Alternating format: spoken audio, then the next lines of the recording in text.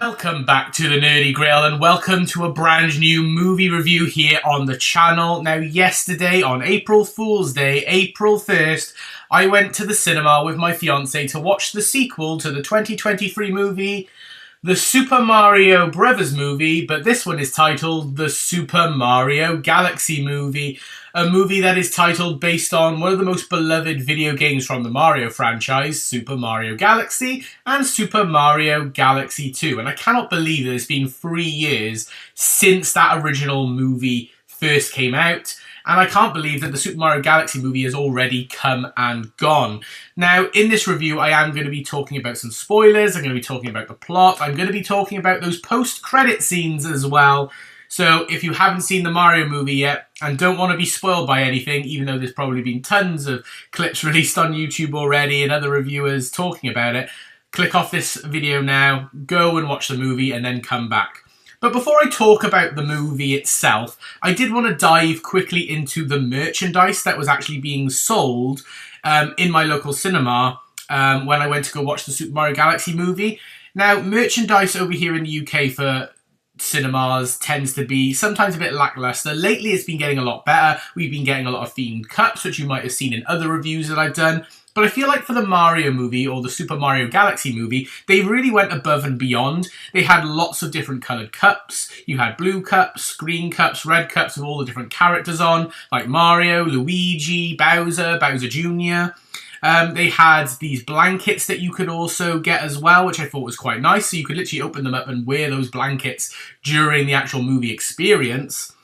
But in particular, they also had popcorn buckets as well, generic popcorn tins and buckets. But in particular, they had themed ones, and they were massive.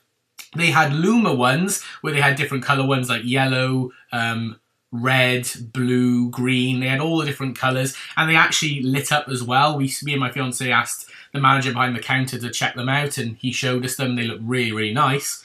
But then in particular, there was a Yoshi one, where it was Yoshi holding his egg, and you can open up the egg and you can pour the popcorn inside.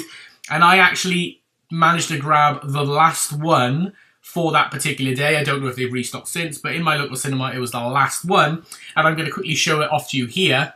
I managed to grab, and he is massive. This is the Yoshi popcorn tin. And you can see how massive he is compared to me. He's not a small one either. Now, this was only $19.99, and then it cost, I think, an extra $4.99 for popcorn. So it was only about £25, which for something this big and really well textured and detailed, you can see the texturing on the Yoshi, if I zoom in on him, is really, really nice. I really like it. And if you open up the egg, this is where the popcorn would go. The popcorn will go inside Yoshi here, and you can literally fill it up all the way to the back of his tail.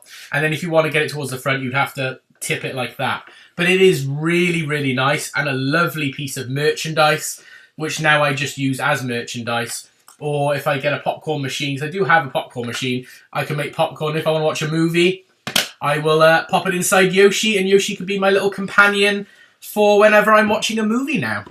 So that is something really, really nice. So I've droned on and on and on a little bit about the merchandise, but I'm going to now quickly pause the video, and I'm going to obviously talk about what you're actually here for, the actual movie review of the Super Mario Galaxy movie.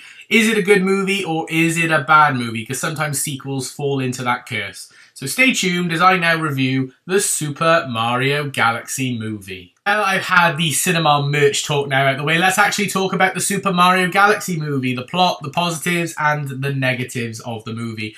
Now, what I will say is, obviously, this is titled as the Super Mario Galaxy movie. And one thing that was a massive concern of mine before going into this experience was, are they just going to use the title as a way of just drawing people in? Because Super Mario Galaxy is seen as one of the most popular Mario games, or at least in a lot of people's top 3 to top 5 Mario games. I know it's one of my favourite Mario games, and obviously when they announced it, showed us the title, played the amazing soundtrack and opening theme to Galaxy, it got everybody excited. So I was concerned that maybe they would just use that as just a cash grab just to get us in, and actually the movie would contain nothing from Galaxy or be so little that it was non-existent in terms of Galaxy. What I can say is, obviously it doesn't necessarily follow the main plot of Mario Galaxy. It does take a lot of elements from it. And I would say there's enough of Galaxy in this movie to warrant it being called the Mario Galaxy movie. You've got some great soundtracks. You've got some of the power-ups in this movie, such as, like, you've got the drill suit, you've got the cloud suit. You know, they do take a lot of stuff from the movie. You've obviously got Rosalina and the Lumas. You've got the different galaxies. They go to, like, the Honey Hive Galaxy. You've got the Gateway Galaxy. You know, so they do take those elements. You've got the Queen Bee character, which I thought was really, really a nice touch as well. You know, you've got the element of Bowser, well, Bowser Jr. in this particular movie rather than Bowser, taking Peach's castle up into space, a bit like what happens in the opening of Mario Galaxy 1. Taking a princess far across space and Mario having to rescue her. This time round they do it with Rosalina instead of Princess Peach, but it's still the same. They've got elements to it, so it's still got enough of that Mario Galaxy to warrant it being the Mario Galaxy movie. So that fear of mine has been squashed to a degree, so I'm not really too bothered about it being called the Mario Galaxy movie, even though I would have liked it to have maybe just carried on and just called the Super Mario Bros. Movie 2, or maybe Super Mario World, since obviously they're introducing one of my favourite characters in the Mario franchise in this movie, that being Yoshi. But we'll get on to Yoshi in a minute. But yeah, I would say, after my initial concerns, what is this movie actually about? What is the plot of this movie? Well, the plot of this movie is you've got Bowser Jr. trying to avenge his father, rescue his father Bowser after Bowser's defeat to Peach, Mario and Luigi in the previous movie. And so he goes out to create this planet and make their dream that they talked about when Bowser Jr. was younger and his dad would tuck him into bed, about having their own planet, which was powered by this big cannon that could wipe out planets, and then anyone who mocked them back in the day would fear before them. They could basically rule the universe. So Bowser Jr. goes to make that plan come to life. So he goes, he kidnaps Rosalina, takes her to this planet, uses her power to power up their cannon, and basically tries to hold the universe to ransom. All the while, he's obviously trying to rescue his father, Bowser, who's still being held in the Mushroom Kingdom by Mario and Luigi, who they go to the Sand Kingdom from Mario Odyssey, which I think was really, really nice. There's a good blend of other Mario games in this as well. They go to the Sand Kingdom, which they've been called by the locals because there's a blockage in one of the pipes in the inverted pyramid, if you've been in that in the game, which is being blocked up by some bricks, which is housing Yoshi. And Yoshi then joins the crew, and when Yoshi joins the crew, the movie is just so great. I love Yoshi to pieces. He is my favourite Mario character, and the relationship that Mario, Luigi and Yoshi have together is really nice. Makes Toad a little bit jealous when they go back to the Mushroom Kingdom during Peach's birthday. Well, not her actual birthday, the birthday of when the Toads and all found her and brought her into the Mushroom Kingdom. And she starts to think about, like, her past, where she came from, her family, and we soon learn that actually Rosalina and Princess Peach are actually related. They are actually sisters. And Rosalina had to basically do what, like, happened with Longclaw and Sonic in the Sonic franchise and send Peach away in order to protect her from upcoming danger. And they do get reunited in this movie.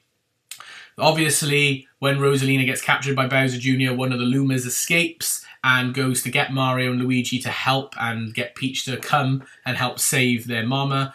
So Toad and Peach go off into the galaxy using the little warp stars from the game as well, which I thought was a nice touch, to go and hunt down Rosalina and try and save her, while Mario and Luigi stay behind to look after the Mushroom Kingdom.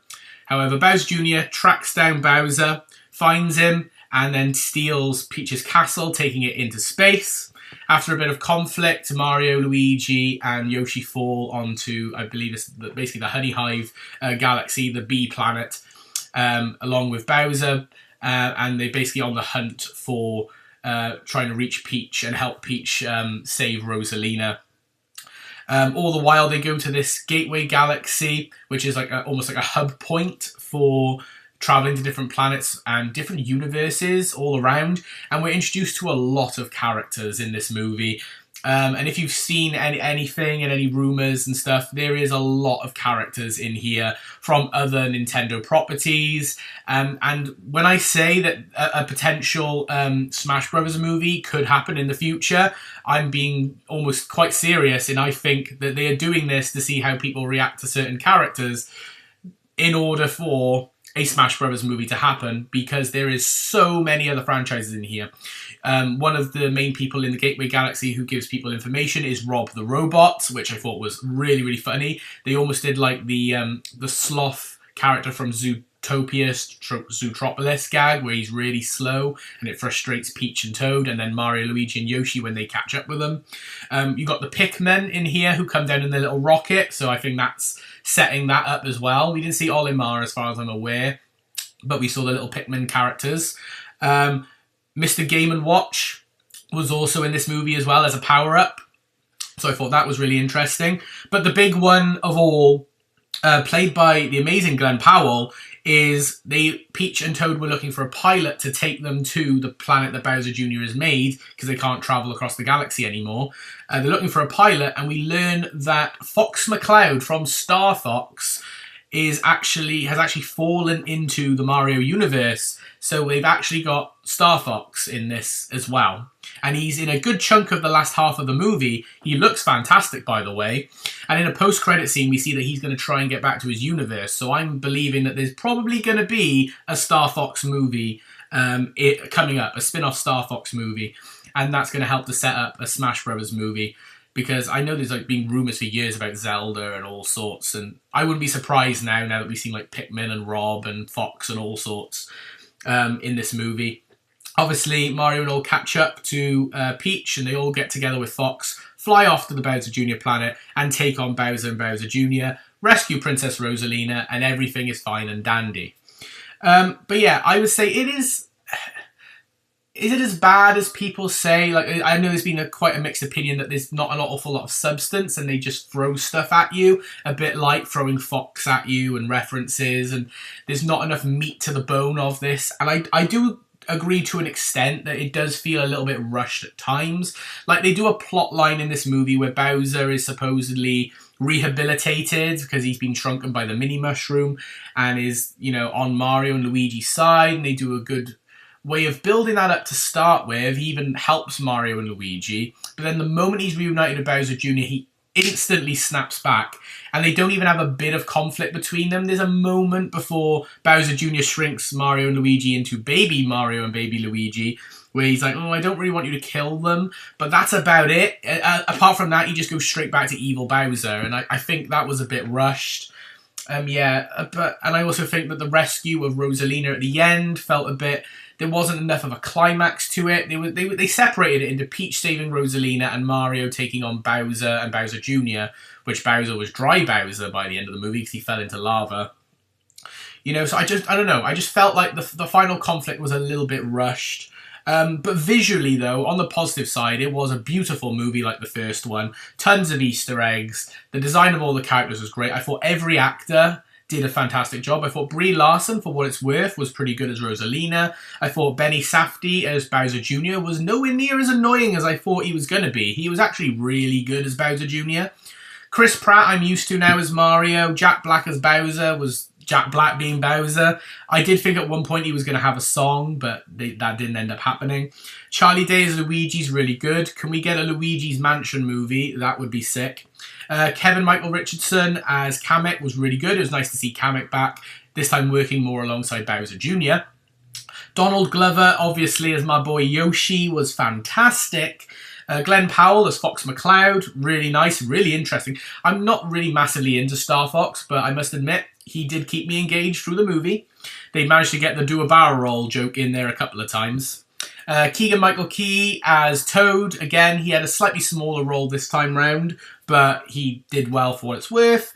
Anya Taylor-Joy as Peach was really, really good. And then Issa Rae as the Queen Bee from the Honey Hive Galaxy was really good as well. So they all did fantastic. Now, in terms of the post-credit scenes, like I said, there's two post-credit scenes. The first post-credit scene is Dry Bowser and Bowser Jr. in prison trying to dig their way out. And then you see the psychotic Luma from the first movie dressed as like a copper officer and basically threatens them, and they just start screaming. It's a bit of a comedy one, but also to reveal they are alive and they are going to probably get out at some point. But then the second post-credit scene, which is the big one, I should also mention in the first post-credit scene, towards the end of the movie, we see Star Fox, like I said, flying off in order to try and get back to his universe somehow. But the second post-credit scene is back in the Gateway Galaxy, where they actually introduce us to another Mario character. And me and my fiance, we were going back and forth as to who we think is going to be the next one. There was 3 candidates for who we think was going to be the next one, and one of those candidates ended up being the character they introduced. All through the movie, Luigi talks about Mario needing to get with Peach. He thinks he loves Peach and has feelings for her, and so should just date her already. But he says, if you do that, try and find a nice friend for me so that I'm not left out. And then obviously you got Rosalina, so could it have been Rosalina? No, if you know the Mario franchise, you know who Peach's counterpart is. Yeah, of course, I'm of course talking about the fact that they bring Daisy. At the end of the movie, they show us and tease Daisy. And Daisy looks great, by the way, and so that's going to be probably a bit of a thing for Luigi now in the Mario movie 3, or whenever they title the next Mario movie. But yeah, we got Daisy coming into the Mario franchise, people. We knew it was going to be. For me, it was either going to be Daisy, Wario, or Waluigi, but I'm still of the mind that Wario and Waluigi are also coming too. But yeah, that is going to be it for my review and discussion on the Super Mario Galaxy movie. I hope you did enjoy this video. If you did, please like it by giving it a thumbs up and comment down below your thoughts on the Super Mario Galaxy movie. And subscribe if you are new. But for now, this is Nerdy Girl signing off. I hope you've had an amazing day, and I will see you all in the next video. Bye for now, everyone.